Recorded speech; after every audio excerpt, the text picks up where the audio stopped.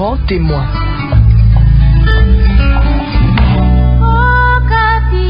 Bonjour et bon dimanche chez vous. Heureuse de vous retrouver pour vous présenter celui qui sera notre grand témoin aujourd'hui.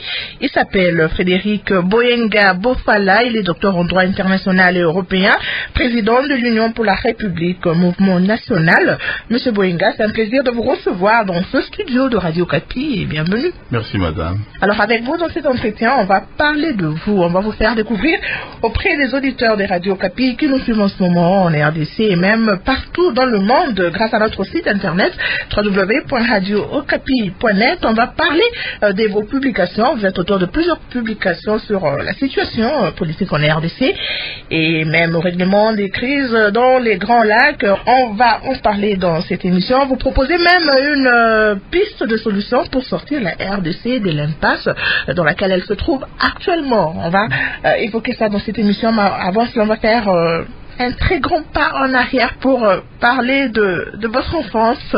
Vous êtes né à Mbandaka un certain 2 février 1960. C'est là où vous grandissez? Non, j'ai quitté Mbandaka à l'âge de 1 an. Pour aller où? À Kinshasa. Et c'est à Kinshasa où vous avez évolué? Vous avez fait vos études primaires, secondaires? Oui, et puis je suis allé en Europe. Pour raison d'études? Oui. J'ai étudié essentiellement à l'université de l'île 2. Et après l'université, après ma thèse en droit international et européen, j'ai enseigné une partie de ma vie à l'université de l'île 2 où j'enseignais les droits constitutionnels et communautaires, ce qu'on appelle aujourd'hui le droit européen. Est-ce que vous continuez à enseigner? Non, maintenant je me consacre au Congo, mais en même temps je consulte. Vous êtes marié, père de 3 enfants. Qu'est-ce que vous n'aimez pas dans la vie? Vous savez, la vie m'a donné un peu la chance de vivre. Dans notre condition humaine, on est toujours un peu choqué de voir ce qui se passe. Depuis un certain temps, on s'interroge un peu beaucoup sur le devenir de l'humanité. Et ce sont des questions existentielles comme ça qui vous interpellent, qui vous sortent de vos torpeurs pour essayer un peu de réagir. Ce que je n'aime pas dans la vie, je ne sais pas. Il n'y a qu'une seule chose que je redoute aujourd'hui, c'est ne plus vivre. Lorsqu'on est dépositaire, lorsqu'on se sent dépositaire d'une mission qu'on considère comme sacrée ou une forme de sacerdoce, c'est peut-être ça. Quand on n'a pas accompli l'œuvre, on s'interroge sur la finalité de la vie. Et c'est quoi votre plat préféré? Vous savez, lorsque je suis ici à Kinshasa, j'aime bien tout ce qui est légumes verts. Et lorsque vous êtes en Europe? Je ne dirais pas que j'ai un plat préféré, mais je suis un peu trop viande. Mais je dois un peu laisser parce que ça commence à me poser des problèmes. Alors, monsieur Frédéric Boyenga Bofala, dans les années 80, vous manifestez votre engagement politique pour l'Afrique et son combat pour l'avenir de la jeunesse estudiantine africaine. Qu'est-ce qui vous a motivé? Je ne peux pas dire en 80 c'était un engagement politique, c'était un engagement des jeunesses, c'est-à-dire que les mouvements des jeunes, nous sommes quand même les descendants de ce qu'on appelle la FEANF, la Fédération des étudiants africains de l'époque. Vous savez, moi je suis arrivé dans une ville, Amiens, où je réside. J'ai trouvé, il y avait une communauté des Aïrois et nous étions pas organisés par rapport à d'autres communautés africaines étudiantes. Avec quelques amis, quelques condisciples de l'époque, nous avons décidé de mettre en place l'union des étudiants zaïrois. On l'a mis en place pour essayer un peu de régler des problèmes, vous savez. Quels genre de problèmes par exemple? Oui, les problèmes des séjours des étudiants. Vous savez, les problèmes des zaïrois ne datent pas d'aujourd'hui. Ne datent pas d'aujourd'hui. En France, on s'était heurté au problème des séjours. Fallait, sans organisation, c'était pas évident d'aller défendre les cas individuels. Il fallait s'organiser. Avec une association de 1901 en France, l'association à but non lucratif, nous avons mis en place cette association, l'Union des étudiants zaïrois d'Amiens, pour défendre, sauvegarder les intérêts matériels et moraux des étudiants zaïrois de l'époque. Et après cela, j'ai été élu président de l'Union des étudiants africains d'Amiens. J'ai cheminé là-dessus, et puis président des étudiants africains parce que vous étiez très engagé? Non, on est élu parce que, bon, soit on présente un profil. Et puis voilà, c'est tout. Et puis bon, j'ai été élu aussi grâce au concours de certains amis qui aujourd'hui occupent des postes de responsabilité dans beaucoup de pays africains. Hein, c'est eux qui m'ont poussé parce que, bon, à l'époque, les postes étaient vacants. Les postes du président des étudiants africains étaient vacants. Bon, à l'époque, j'avais mes aînés qui m'aimaient bien. Par exemple, à Brazzaville, j'ai un ami et frère, le colonel Pierre Mongo, qui m'a poussé à aller prendre cette présidence. Je l'ai pris. Il y a beaucoup de gens ici. Je cherche même un ami, un aîné, qui a concouru à ça aussi. Le professeur René Loata, que j'ai perdu de vue. Ça, ce sont tous ces gens-là qui ont trouvé à l'époque que j'étais dynamique. Alors, parler des intérêts des étudiants africains, parler de ces intérêts auprès des organisations internationales. Non, au niveau de l'autorité française. Notre vie s'est située en France et vous savez, les problèmes des étrangers, si vous n'avez pas une carte de séjour, vous n'étudiez pas, donc vous n'avez pas, avec tout ce qui s'ensuit, les soins, ainsi de suite. Hein? La caractéristique aussi des Congolais à l'époque, c'est que c'est un pays qui a produit pas mal de réfugiés politiques. Donc il fallait suivre. La vie des étudiants sans organisation, c'était pas évident. Donc il fallait organiser cette communauté en structure. Et nous avons fait beaucoup de choses. Hein, et puis ici, je reconnais beaucoup qui sont aujourd'hui au Congo, ici, et qui ont participé à cette action. Mais bon, je l'ai présidé, oui, j'ai présidé l'Union des étudiants. J'en suis un des fondateurs. Et la politique des pays africains ne vous intéressait pas à cette époque-là? Je parle des étudiants en général africains. On suivait ce qui s'est passé dans nos pays, mais ce que les gens ici au Congo, partout en Afrique, doivent savoir, c'est que lorsqu'on est à l'étranger, nous sommes ce qu'on appelle ici nationalistes, mais on n'est plus patriotes, parce qu'on est loin de chez nous. Alors, vous savez, je vais vous raconter, nous on avait 2 organisations de football, et des fois ça finissait par des bagarres, tellement qu'on aimait nos pays, et on n'acceptait pas que les pays perdent. Hein. Et bon, les politiques africaines, à cette époque-là, vous savez, ce n'était pas encore ce qu'on appelle aujourd'hui les mouvements d'émancipation démocratique après les discours de la Baule, tout ça. Bon, on était tous un peu inféodés dans nos États, on aimait nos États, on suivait ce qui se passait. La préoccupation à l'époque, c'était quand même une préoccupation existentielle, sociale, hein, mais bon, et on suivait, c'est pas comme aujourd'hui. Aujourd'hui, l'engouement à la politique est plus prononcé qu'à cette époque-là. Comme ça qu'en 2001, vous décidez de créer l'Union pour la République, mouvement national, alors que la politique ne vous intéressait pas trop, mais comment brusquement vous vous y êtes retrouvé dedans?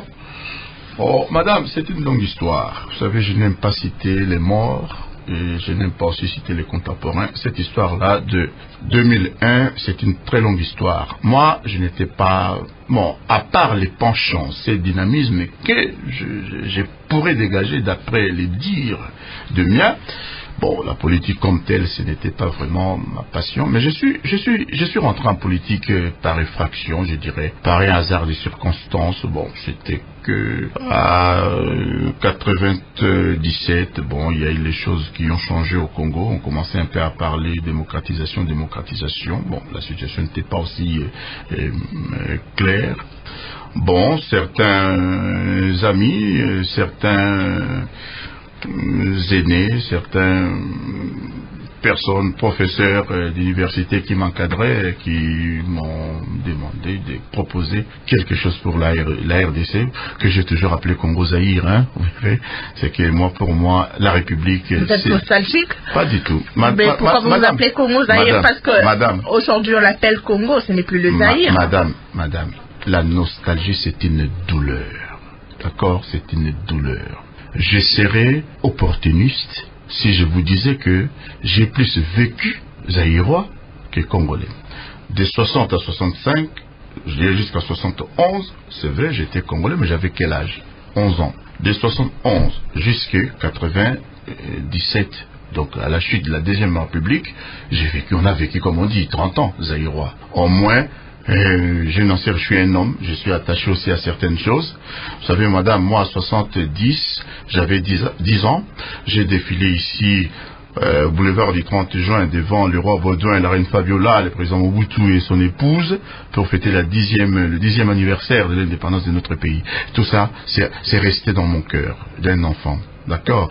Et on a vécu des choses qui nous rattachent aujourd'hui. Tiens, je vous dis, on est en train de vivre là les obsèques du grand boxeur Mohamed Ali. Vous savez, tout ça, ça faisait partie des choses qui rattachent un homme à sa nation. Oui, 73 ou 74, nous gagnons ce qu'on appelle la Coupe d'Afrique des Nations avec Moseka. Comment voulez-vous oublier tout ça? Non, on ne vous demande pas d'oublier, on n'oublie pas. Voilà. Mais aujourd'hui, le Zaïre s'appelle RDC. Mais bien Congo. entendu, lorsque j'ai écrit dans mes ouvrages, en dehors de ce que j'ai écrit au départ, par cette nostalgie, moi, vous savez, pour moi, ma nation, c'est Congo-Zaïre. Ma république, c'est la République démocratique du Congo. N'en déplaise à qui que ce soit, c'est la vérité pour moi. Pour l'instant, est-ce que vous êtes passionné? Est-ce que vous avez pris goût à la politique? Parce qu'au début, c'était pas votre part. Non, j'ai pris goût à la politique d'une autre manière.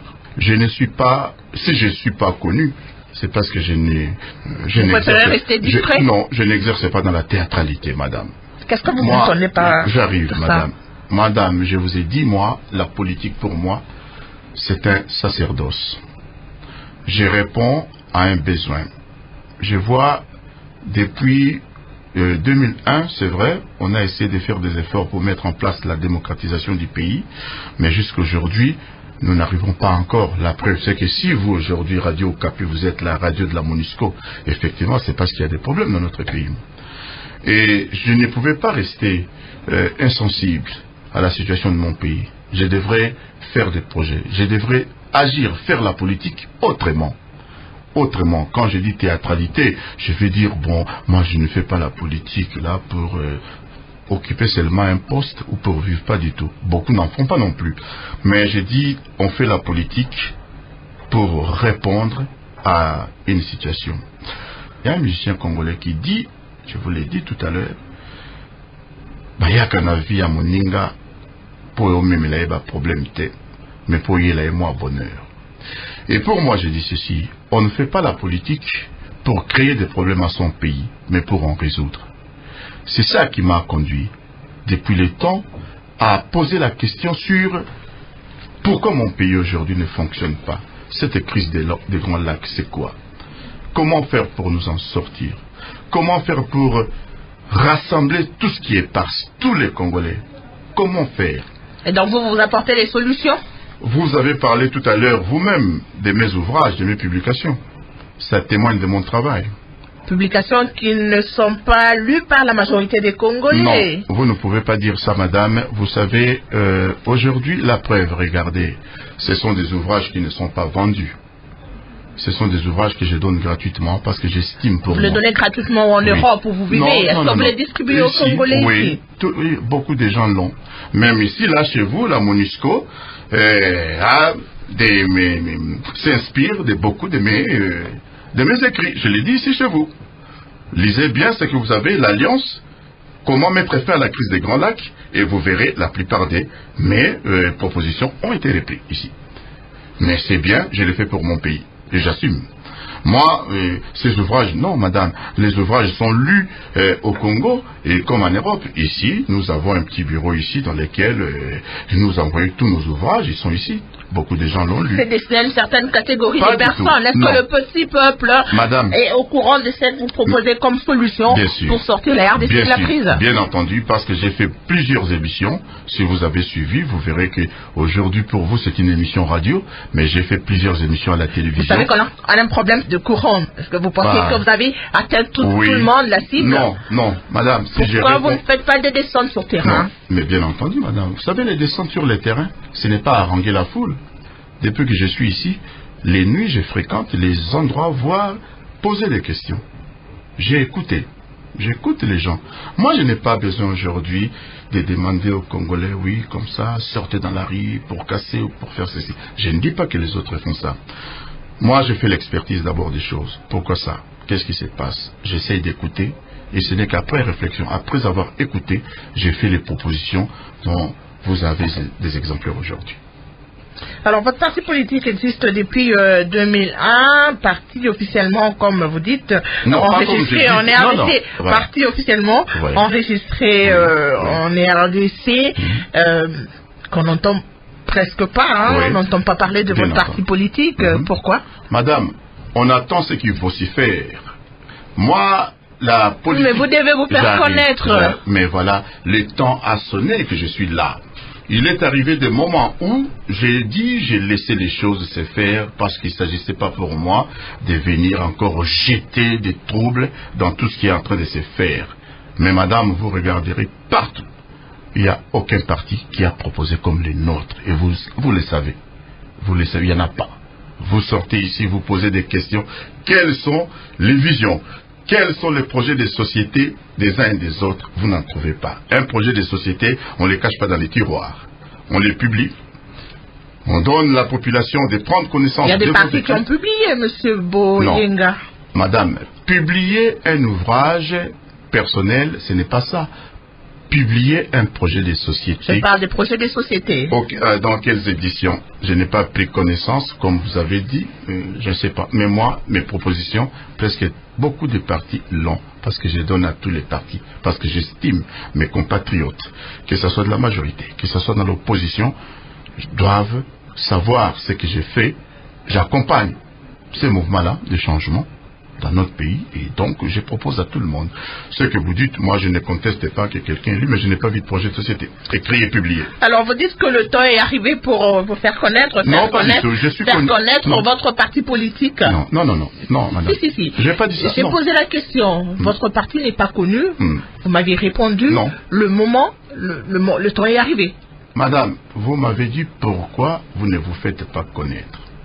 Je vous dis, si vous me parlez de la théâtralité, c'est-à-dire ce qu'il faut s'y faire, ceux qui font des manifestations légitimes, tout ça, oui, je n'ai pas engagé mon parti dans cette voie-là. Moi, c'était la voie de la réflexion. Poser de véritables questions. Qu'est-ce qui se passe?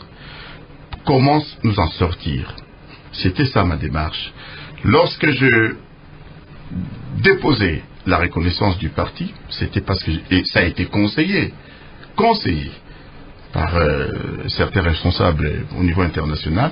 Je l'ai fait parce que je voulais travailler dans la clarté. Lorsque j'ai dit, moi je ne fais pas la politique, c'est vrai, c'est peut-être ma nature, demander aux Congolais de sortir dans la rue, tout ça, bon, ce n'est pas ma vision, j'avoue. Moi j'ai voulu me faire connaître par mes projets, par mes propositions. La preuve c'est que je suis plus connu, c'est vrai, là, c'est peut-être un tort, je suis plus connu par les instances internationales que par la population. C'est un problème, ça. Non, madame. Vous savez, chez nous, on dit Soko Lingi, Oyebandoki, Fo Melanandoki.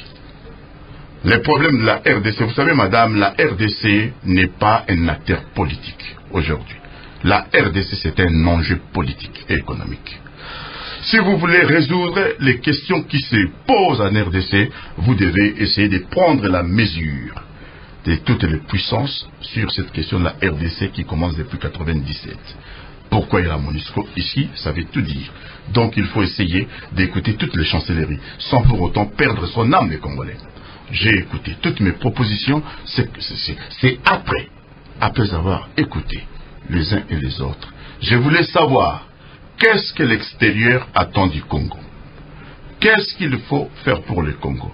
Lorsque ce travail est fini pour moi, c'est-à-dire où j'ai essayé de pénétrer un peu les vraies raisons de la crise congolaise, et j'ai publié après, je me dis bon, maintenant je vais aller parler à mon peuple.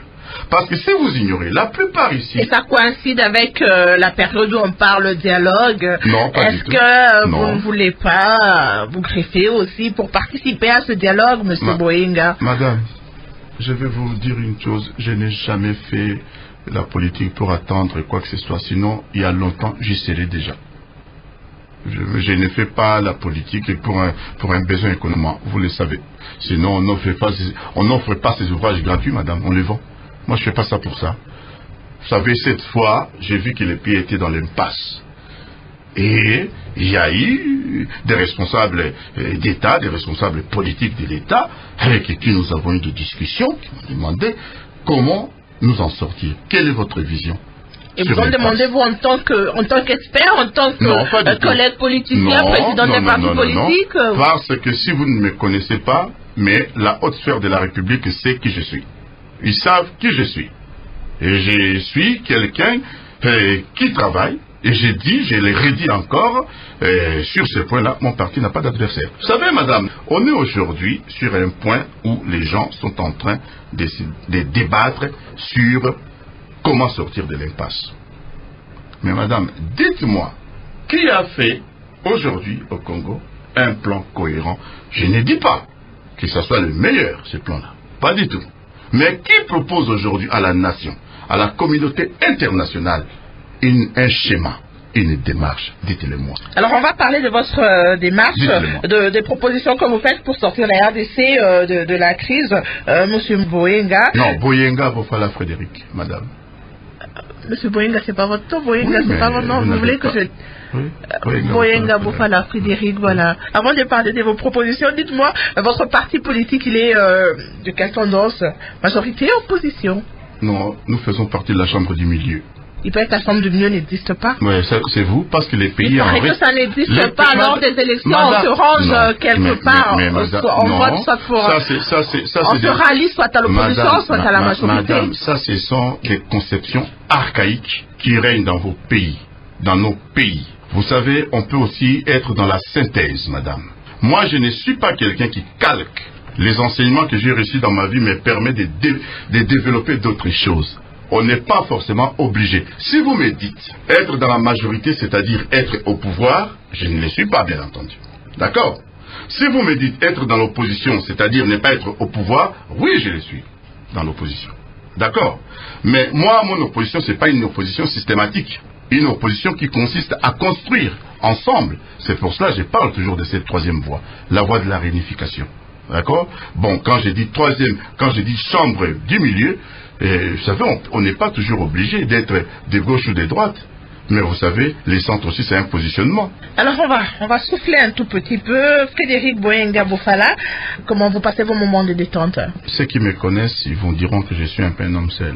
Ma vie... Vous aimez la solitude? Ben, c'est peut-être un trait qui me caractérise. Ce qui a poussé les gens à dire que oui, c'est un homme qui est difficilement accessible. Il y en a même qui ont dit que j'étais glacial, tout ça. Non. Je trouve ma jouissance dans la réflexion et dans la solitude que autre chose. Mais maintenant que vous vous engagez un peu plus en politique, vous serez obligé de vous rapprocher de la population. Mais bien entendu, je l'ai fait à ma manière. Quand je suis ici à Kinshasa, bon, la journée, la nuit, des fois, je circule, je vais écouter. Vous savez, je suis allé même dans des bars, pas pour boire, je vois pas. Mais il y a quelques temps, j'étais à l'avenue Kabambare la nuit, avec un boucan, mais je voulais écouter les gens. J'ai écouté. Je sais ce que les peuples pensent aujourd'hui. Voyez? Et je l'ai fait, je côtoie un peu tout le monde. Il m'arrive même des fois de m'arrêter à l'église, hein. Et je discute, hein, j'attends les questions. J'ai fait ça, bon, je n'ai que ça, peut-être pour l'instant, c'est ma nature. Est-ce que vous aimez la musique? Vous écoutez un peu de musique? Oui, j'écoute beaucoup des musiques, mais bon, je ne danse pas. Quel genre de musique? Bon, écoutez, ce serait un peu prétentieux de le dire, mais bon, vous savez, je suis... c'est un mélange. Bon, si vous venez chez moi, bon, il y a du classique. Et puis, il y a la musique de la RDC que je raffole dans les mélodies, oui. Bon, il y a des grands musiciens ici, hein. Mais moi, je suis un peu de l'ancienne école. À l'époque, quand je suis étudiant, bon, celui qui m'inspirait un peu beaucoup, c'était Monsieur Kofi Olomide. Bon, les thèmes étaient un peu les thèmes romancés, hein. Romancés, c'était bien, mais bon, nous avons quand même, moi, né en 60, grandi un peu. Je suis un peu plus zaïko, hein. Zaïko, la Touneige et consort.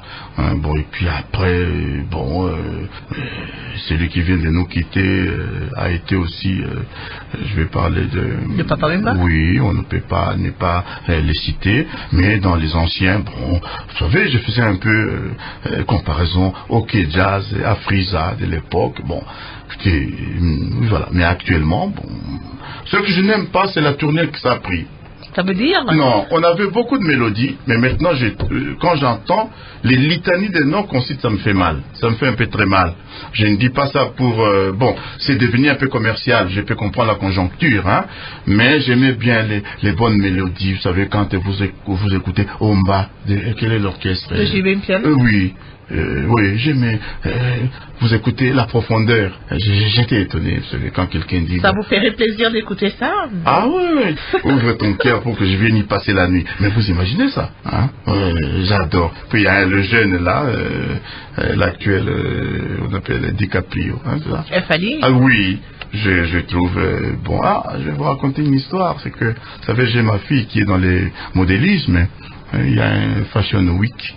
Il y avait ce monsieur qui a pris la photo avec ma fille qui ne connaît rien du pays. Il dit, ah papa, j'ai pris une photo avec un musicien congolais. Il me montre, je dis, ah tiens, je dis oui, c'est ton pays, hein. Voilà. On va souffler avec un petit extrait de Omba de J.B. Mpiana. Ouais, voilà. Mais j'aimerais pas que les autres pensent que je les oublie. Non, je les aime tous. Voilà, juste un extrait de Omba de J.B. Mpiana pour le plaisir de notre invité du jour, Frédéric Boyenga Bofala, qui est docteur en droit international et président de l'Union pour la République, mouvement national, mais également pour les plaisirs de tous ces auditeurs qui nous suivent en ce moment sur la fréquence FM et partout à l'étranger, grâce à notre site internet www.radiocapi.net. On se retrouve juste après pour la suite de notre entretien. Bakangaka mopepe te. Ange Nkoi, Constance Assoumani, Laurette, Blandine Kandolo. Est-ce que beaucoup yoka te? Dodo Ndeko. Omba nasali nyonso oyo mobali ya solo asalaka soki alingi to akomi zoba na bolingo. Kasi babotino baboyi yanga notokwelana mpo nazali moto ya region mosusu nasali bakareme na coupe de prière nakomi frère en Christ mpo na yo Omba kasi patience ezangi ngai mpo nalandaki se profi lokole umeli Omba nakomi luka mamue natali gauche droite likolo mpe na se namoni nani te oya koyambela ngai mokumba mpe bozito ya bolingo na mimi kobombeza mabe Omba nakomi zobazoba basalaki likopa na bavie na bango me bakoki te Charles le chef de mission diplomatique évolutionnaire Omba nasali nyonso oyo mobali ya solo asalaka soki alingi to akomi zoba na bolingo kasi babotino baboyi yanga notokwelana mpo nazali moto ya region mosusu nasali bakareme na groupe de prière nakomi frère en Christ mpo na yo Omba kasi patience ezangi ngai mpo nalandaki se bote lokole umeli Omba nakomi luka mambue natali gauche droite likolo mpe na se namoni nani te oya koyambela ngai mokumba mpe bozito ya bolingo na mimi kobombeza mabe yango nakomi zobazoba le grand saoudien Adam Bombole, l'homme qui affronte la conjoncture, que ce soit la hausse ou la baisse du dollar, il est présent. Omba soki yanga no ezali se ya maloba nasengi yotika motema na yo polele turamona ya na ngai lokola moyidie naya kolala na kati ya motema na yo nakokongi na banda putu na korofle ye inokolo ebonga koya akuta ngai ye nayoka nsomo akima atikelanga Omba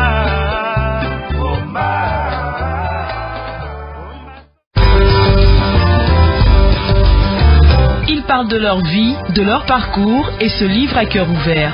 Grand Témoin invite des femmes et des hommes de culture, des acteurs politiques, sociaux et du monde économique qui ont croisé différents événements et les changements qui ont accompagné les grandes étapes de la construction du pays. Grand Témoin, 45 minutes pour mieux comprendre notre histoire commune, racontée par ses acteurs. Tous les dimanches, 12h15, heure de Kinshasa, en compagnie de Kéline Kouté sur Radio Okapi. Grand Témoin vous fait découvrir aujourd'hui Frédéric Bouenga Bofala, docteur en droit international européen, président de l'Union pour la République, mouvement national. Alors Frédéric Bouenga Bofala, j'ai dit que vous étiez auteur de plusieurs publications sur la situation politique en RDC et règlement de la crise des Grands Lacs. Vous avez par exemple écrit Congo-Zaïre, refaire la République, mission sacrée d'une génération en 2001.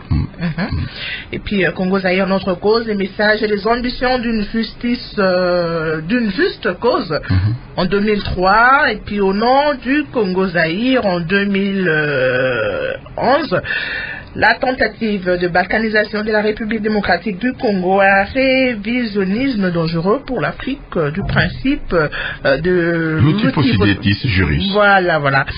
Alors, Monsieur Frédéric Bouenga Bofala, vous avez une autre publication dans laquelle vous parlez de la mise en place de la Gérancia. C'est quoi la Gérancia? Madame, la Gérancia, c'est un conseil national de nos anciens pour faciliter et coordonner le dialogue national. Pourquoi je l'ai proposé? Malgré les tentatives des Nations Unies pour essayer d'unir les Congolais dans un dialogue, les travaux, ces tentatives, que ce soit par M. Djinit et par M. Edem Kodjo, n'ont pas abouti. Parce que je comprends que ces gens-là n'ont pas la maîtrise des données nationales. Pour moi, il était temps que nous essayions un peu de redorer, de remettre nos aînés en place, qu'ils sortent de leur torpeur pour qu'ils nous aident à cheminer ensemble vers ce dialogue que je trouve salvateur. C'est pour cela que j'ai dit que les Congolais doivent parler aux Congolais, que les Congolais doivent reprendre la maîtrise de leur dialogue, les Congolais doivent s'approprier de ces dialogues, et le seul moyen pour nous, c'était d'être réunis par nos anciens. Donc on mettrait en place ce conseil des anciens qui jouera le rôle aujourd'hui des facilitateurs et de la coordination du dialogue. Alors vous faites allusion à qui lorsque vous parlez des anciens? Les anciens, ils sont nombreux. Oui, j'ai commencé par citer le cardinal Mosengo, j'ai cité Monseigneur Bodo Marini, j'ai cité Etienne Tshisekedi, j'ai cité Léon Kengo, Lunda Bouloulou, Madame Nzuzu Ambombo, il y a tout un nombre de gens, Mongolo Tapangane, Vundawe, Arthur Zaidingoma, Madame Ngouz, l'ancienne épouse de M. Ngouz Carlibon, il y a beaucoup. Boboli Kolokonga, et ainsi de suite. Mais est-ce que ça risque pas de faire trop Pas du tout. Ce que j'ai fait là, ce n'est qu'une direction. Vous préférez quoi? Les panels des experts dits internationaux ou vous-même? Madame, lorsqu'on a un problème dans sa maison, on appelle les gens des maisons, on n'a pas besoin d'aller frapper chez les voisins. Vous voulez dire que nos anciens n'ont pas la maîtrise, ils ont la maîtrise de nous réunir parce qu'ils connaissent nos histoires. Je ne vois pas la tentative avec Edem Kodjo, si elle a échoué, c'est parce que, monsieur, que je respecte, c'est mon grand, ça n'a pas marché parce qu'il ne connaît pas nos réalités. Mais la plupart des personnalités que vous citez sont alignées et on connaît les tendances politiques de certaines personnalités. Vous pensez qu'ils seront neutres? On a besoin des personnes neutres pour ce dialogue, pour faciliter ce dialogue. Que Dieu est neutre, vous croyez? Non. Il est temps qu'on se donne confiance les uns les autres. Votre dernière publication, c'est sur la question de la révision constitutionnelle, comment sortir de l'impasse.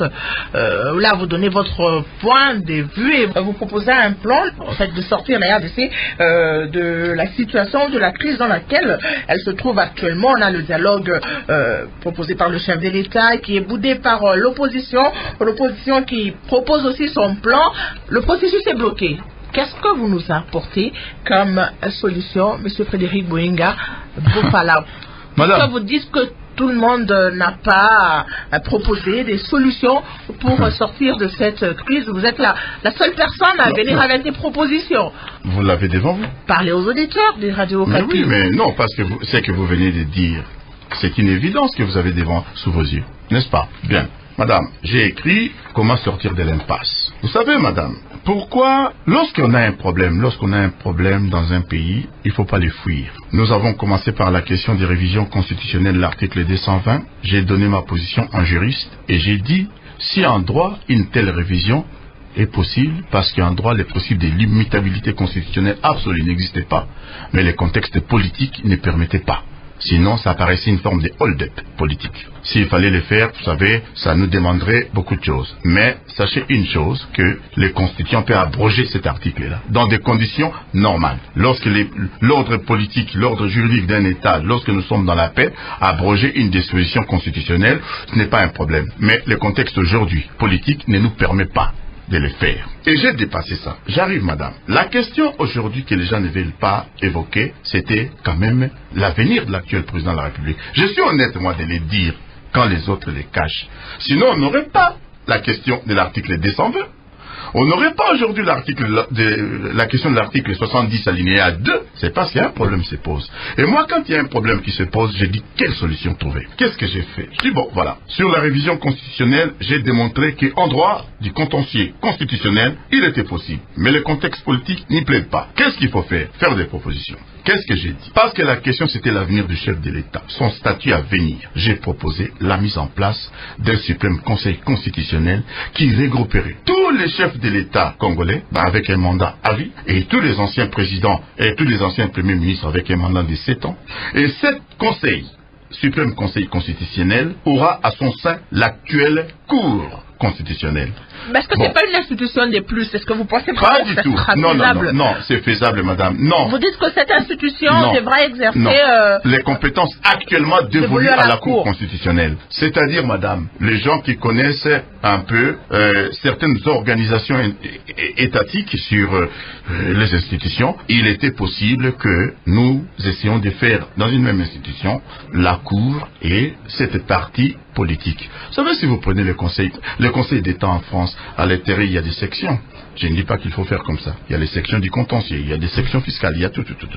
Moi, je suis allé dans cette voie uniquement pour débloquer la situation. Mais il n'y a pas que ça comme proposition. Mais ça risque de poser encore problème. M. Boinga, déjà qu'on a un problème de moyens au pays, lorsque vous proposez qu'on mette en place cette institution, oui. Elle va fonctionner avec quels moyens? Mais quels moyens? Parce que cette institution-là, madame, jouera les rôles actuellement dévolus à la Cour constitutionnelle. Et la Cour deviendra quoi? La Cour, c'est un élément de cette suprême conseil constitutionnel. Ça, c'est ce qu'on appelle l'inventivité juridique. Il est là. On peut le faire. Je n'ai qu'un objectif, madame. Sortir le pays de l'impasse. Vous citez un exemple là. Mais il n'y a pas que ça. Alors, vous parlez aussi du recensement général de la population. Oui. Ça, c'est pas nouveau? Non, je l'ai fait moi. Je l'ai écrit, au nom du Congo Zaïre, je l'ai écrit, personne ne l'a écrit. On dit, parce que dans notre pays, madame, il y a ce que moi j'appelle la malhonnêteté intellectuelle. On cite mes propositions, mais on ne me cite pas. Mais dans des pays développés où l'intellectualité règne, quand on cite un élément écrit par une autre personne, on cite l'auteur. Ça, c'est moi, madame.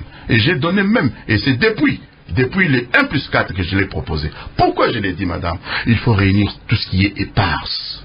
Il faut aujourd'hui, madame, réunir tous les Congolais. Pour réunir tous les Congolais, il faut les recenser. Pour les recenser, madame, il faut les unir. Pour les unir, il faut les recenser. Pour moi, madame, si nous voulons aujourd'hui avoir des élections crédibles, madame, dites-moi, vous connaissez un pays au monde où la population n'a pas une carte nationale d'identité?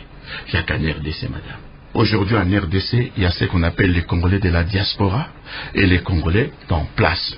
Il est temps, madame, que par un processus, une forme de maïétique, que tous les Congolais soient unis dans une forme de chaîne d'union nationale. Pour cela, madame, prenons le temps, recensons tous les Congolais. Vous savez, en Europe, c'est même plus facile. C'est seulement après qu'on pourrait organiser les élections. Moi, ma démarche, c'est ça. Pourquoi je dis ça? Vos histoires-là de fichiers électoraux, c'est de la bêtise. Avant d'avoir un fichier électoral, il faut avoir un recensement. Vous le faites sur quelle base, madame? Je n'adhère pas. Prenons le temps, recensons tous les Congolais. On est en train de laisser les Congolais qui sont à l'étranger comme étant des ennemis de la République. Non, il est temps que... Vous savez, un tel recensement, avec l'appui de la communauté internationale, les moyens, la MONUSCO est là. Nous pouvons les recenser. Mon équipe, mon centre d'analyse et de prévision a donné 3 formes de recensement et vous l'avez là. On peut les faire en 1 an et 6 mois. On peut aussi les faire en 1 an. Pour moi, madame, nous devons aujourd'hui mettre en place les bases d'un véritable État, ce que j'appelle la stabilité, madame. Vous parlez aussi de l'adoption d'un moratoire électoral. Oui. Monsieur Boinga. Oui. Madame, justement, ce moratoire électoral est là, c'est-à-dire il faut d'abord que nous mettons en place des véritables réformes. Je demande qu'on décale les élections. Pourquoi, madame? Madame, moi, je ne fais pas la politique pour moi. Tu sais, la politique de haute-toi de là pour que je m'y mette. Non. Moi, il fallait de combien d'années? Une année, 2 ans, le temps de faire le recensement? Madame, j'arrive. Recensons les Congolais, revenons, parce que nous sommes en démocratie, revenons sur les principes d'une élection à 2 tours, une élection à 2 tours, revoyons cette décentralisation qui nous pose. Et là, il faudra toucher à la Constitution. Mais bien sûr, madame, mais bien entendu, pourquoi pas, bien entendu. Toucher la Constitution. Je vous ai dit, le principe de l'immutabilité constitutionnelle n'existe pas, madame. Si vous voulez résoudre des problèmes, vous le faites quoi? Vous savez, madame, souvenez-vous, cette politique qui consiste toujours à dire « Ah, kende kaka tokota la sima ». Vous l'avez fait avec Mobutu. Quand vous n'avez pas une vision, quand vous n'avez pas un véritable projet, après, madame, vous vivez ce que nous vivons aujourd'hui. Soyons responsables. Ne faisons pas les choses dans la précipitation inconsidérée. Il nous faut une véritable réflexion approfondie sur l'avenir de notre pays, madame. Prenons le temps, prenons le temps. J'ai aujourd'hui 56 ans. Je souhaiterais que les 20 peut-être, ou les 20 ou 25 années qui me restent, que je me consacre au pays. Pour cela, je ne me précipite pas, je ne fais pas la politique pour moi. Mon peuple a de véritables problèmes. Je vis ici l'exclusion sociale, madame des Congolais. Depuis un certain temps, on ne parle que de politique. Quelle est la politique? Qui va être ceci? Et tout le monde est là sur le starting block. Tout le monde veut devenir président en RDC. Tout le monde. C'est-à-dire, il y a des gens qui ne s'interdisent même pas certaines ambitions. Ah, il va être président de la République. Et moi, des fois, j'en ris, madame. Qui parle aujourd'hui des véritables? Je suis là à Kin, je vois les problèmes de l'eau, de ceci, des transports, tout ça. Ces problèmes-là, nous devons aussi en parler lors de ces dialogues. Madame. Alors, la réalisation me signale qu'on n'a plus beaucoup de temps. On va aller sur la 5e proposition, c'est un moratoire sur la décentralisation. Vous pensez qu'on n'est pas prêt? Madame, vous savez pourquoi je l'ai fait? Pourquoi je l'ai dit, madame? Lorsqu'il y a décentralisation, c'est un transfert des compétences du centre vers la périphérie. Ce qu'on a fait aujourd'hui là, c'est une tentative qui a été faite dans les années 60, je reconnais, avec le gouvernement Adoula. C'est dépeçage, c'est morcellement des territoires. Je ne suis pas contre. Pour moi, le temps n'est pas propice. Lorsque vous voyez aussi les découpages, bon, c'est un peu des découpages un peu ethniques et tout ça, mais c'est pas un problème. Je vis des régions qui sont hyper pauvres, et ça va poser de problème. Qu'est-ce que je propose, moi, madame? Je dis ceci, j'arrive, madame. On peut toujours garder les provinces là, que j'appelle des provinces telles que c'est DPC aujourd'hui, mais le transfert des compétences ne doit pas se faire au niveau, entre l'État et ses provinces. Je dis, ces provinces-là doivent être à l'intérieur d'une région. Par exemple, il y aura la région du Katanga.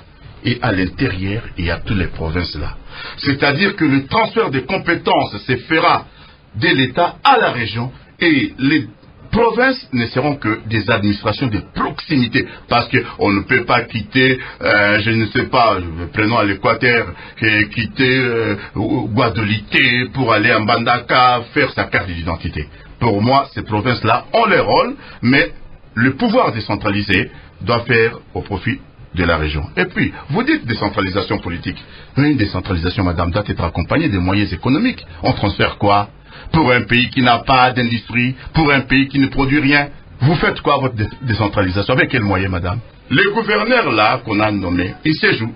C'est pour cela que je demande une grande politique de régionalisation active qui va consister à ce que nous prenions le temps de mettre en place des véritables structures. On va devoir conclure. Un mot à tous ces auditeurs qui nous suivent en ce moment. En un mot, ayez l'espoir. Ayez l'espoir. Je trouve un pays qui a la ferveur dans l'espérance. Mais l'espérance doit être accompagnée par de véritables actions. Je sais, nous passons aujourd'hui des moments très difficiles.